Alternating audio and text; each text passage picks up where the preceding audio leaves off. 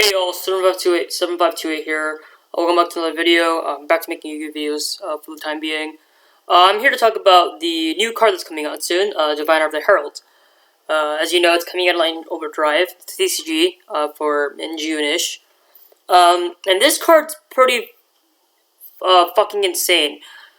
I believe this one card would probably warp the format extremely, just because of how busted it is. For those of you who don't know what it is, what it does, that's the artwork of the card and have the effect next to it right there. I could have found a picture with like the attributes and stuff, but like it's a level 2 light fairy monster. That's also a tuner. Keep that in mind, and that's 500 attack and 300 defense. Pretty just okay stats. But the most important thing about those stats in general is the fact that it's a tuner and it's a fairy and it's light. You know what deck utilizes all those three things? Drytron. And this thing basically lets you go full combo off a single normal summon. So its effect reads that if it's normal or special summon, you can send a fairy monster from your deck to the or extra deck to the graveyard and increase this card's level by the level of the sent monster until the end of this turn. And the second effect is, if this card is tributed, it can special summon one level 2 or lower fairy monster from your hand or deck, except Diviner of Herald. You can only use each effect of Diviner of Herald once per turn. So, why does this break Yu-Gi-Oh? Or change everything? It doesn't really break Yu-Gi-Oh, it just makes Drytron hilariously good. But, why does this break, or change the entire format? Why does it warp the format? Well, so you know how Union Carrier was banned in the TCG? Where, when Union Carrier, I could just equip Ava to it, and just do shenanigans from there, where you just mill. You were just able to be at Orange Light, and some other monster to deck your hand by just like by just tributing off your Union Carrier, which is now 2,000 attack, like a hell of ultimateness, something like that. This, in a sense, just lets you do the same exact thing. So, what's a level 6 monster that Drytron plays? They play Ben 10. Right? That's a level 6 ritual monster. What's the target for ritual decks that they send from the extra deck to the graveyard? Herald of Arclight. You normal summon Diviner, send Herald of Arclight. Herald of Arclight nets you a Ben 10 from deck. This becomes a level 6 because you send a level 4 monster. Ritual summon Ben 10, overlay Ben 10 and Diviner into Beatrice. You know what Beatrice does? Sends a card from your deck to the graveyard. Detach for Beatrice. Send Ava. Does it sound familiar? Well, yeah, remember that's basically all from the card. Of course, you have to have the materials to summon, what's called, Benton out, but it's gonna be a lot.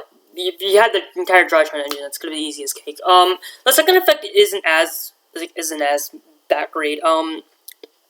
Like, if it's tributed, you can touch summon level 2 or lower fairy from your hand deck. It's not the best in Drytron specifically, but it could have some niche uses outside of Drytron.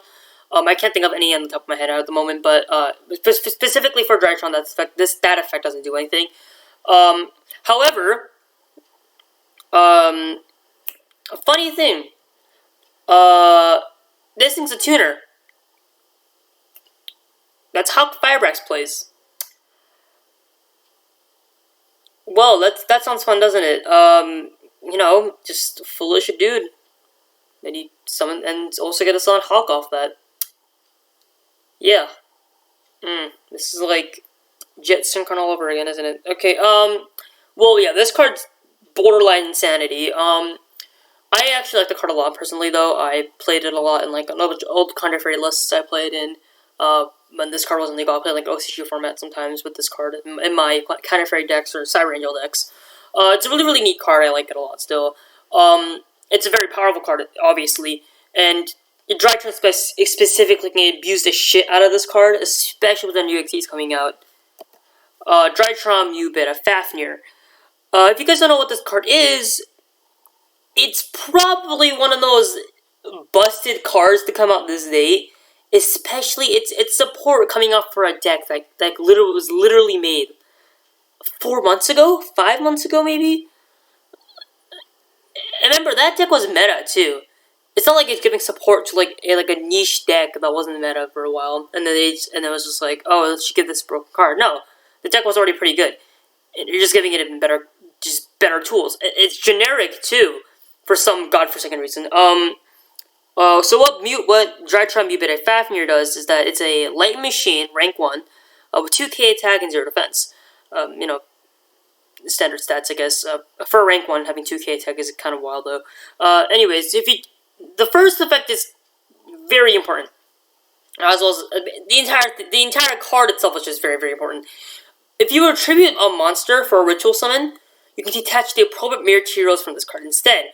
Which means, if you use Meteonis to summon Herald Ultimateness or something like that, and you have a Drytron attached to this monster, which, remember, Drytron's a 2k attack, you can sack off a material from this card, instead of sacking off Mubita itself, summon the Ultimateness, and you get a Drytron in graveyard. Yeah, it's kind of crazy. And also, second effect, by the way, you can send a Drytron card protect your graveyard when it's summoned.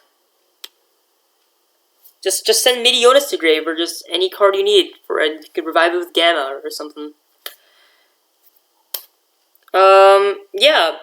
You know, it's the funny part. If you play 2 Ava, even though it's kind of a break, I guess you could say, if in some, I don't play Drytrons specifically, but I do know the combos like pretty well because I played against them a lot. But if you are willing to play 2 Ava, and obviously it's a brick kind of, but if you enter a drug into one, you can still technically get a triple foolish off that one Ava. Because, remember, Ava's level 1. This thing's a rank 1. Exees into Mutated Fafnir. Detach. Mill 2. Mill 3 cards. Oh, this thing also has a Soul Entrapment negate for some stupid reason. Yeah, overall, this card kind of insane. The spell entrap negation effect isn't that great compared to the first 2 effects, but just by the way, that just proves how broken this card is. If like the negation effect isn't the main point of this card, Drytrons are going to be able to use Diviner over and over again. It's probably going to be one of the best cards in the format. Drytron's probably going to be top tier again, just because of Diviner plus Mutated Fafnir. And yeah, that's pretty much it, guys. Thanks for watching. Fun format, by the way. I can't wait to face 4-negate Herald of Ultimateness again. Fun. Well, see you guys next time.